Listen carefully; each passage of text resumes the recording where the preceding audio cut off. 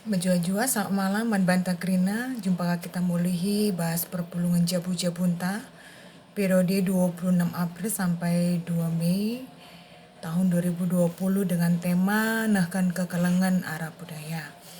Arab perikop pembacaan dai singgo dai si oge bahas Yohanes 19 ayat 38 sampai 42.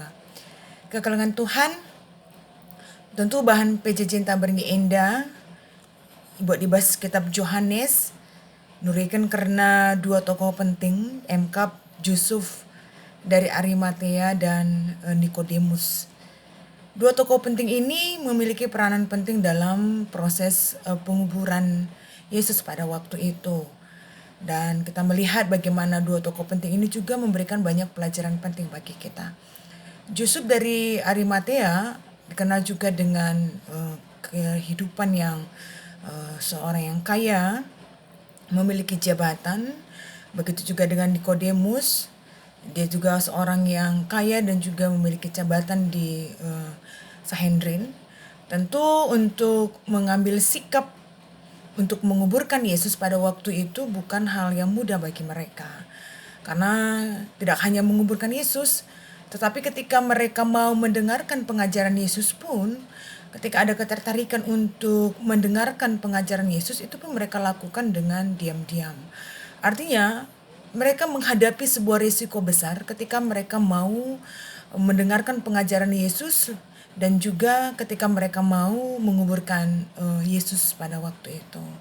Itu dibuktikan dengan ketika Nikodemus datang menjumpai Yesus pada tengah malam karena ketakutan, ketahuan akan teman-teman yang lain. Nah, tapi mereka bisa mengambil sebuah risiko. Mereka berani mengambil sebuah risiko, meminta izin kepada pemimpin mereka dan menguburkan mayat Yesus pada waktu itu.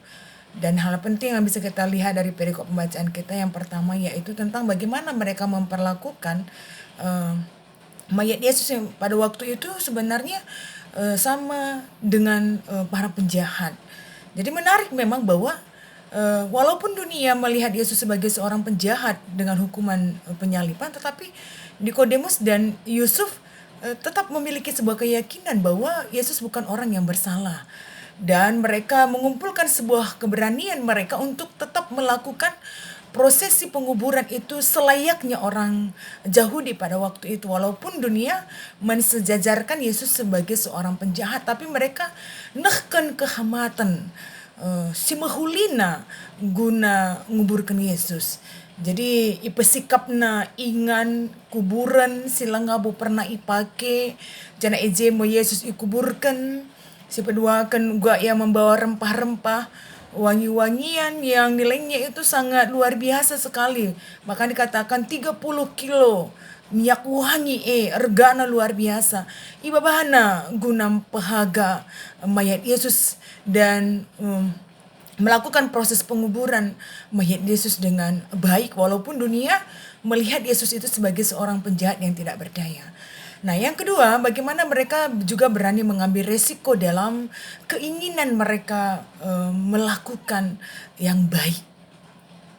Jadi tentu sudah kita ada resiko yang harus mereka hadapi ketika Yusuf menghadap Pilatus, ketika Nikodemus sebagai anggota Sanhedrin yang ketakutan juga jika ketahuan, tentu ini merupakan sebuah risiko besar bagi mereka. Tapi mereka berani mengambil risiko itu demi sebuah kebaikan, niat dari kebaikan gunanakan kehamatan man Yesus.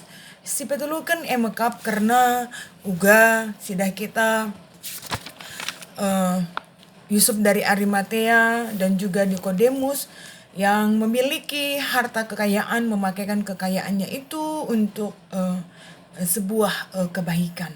Nah, berkaitan dengan tema kita pada hari ini, nahkan kekalangan alu budaya, situhunan ingatkan man banta bahwa pengajaran tentang hidup mengasihi itu atau nahkan kekalangan bukan hal yang baru bagi kita orang Karo, apalagi orang Kristen.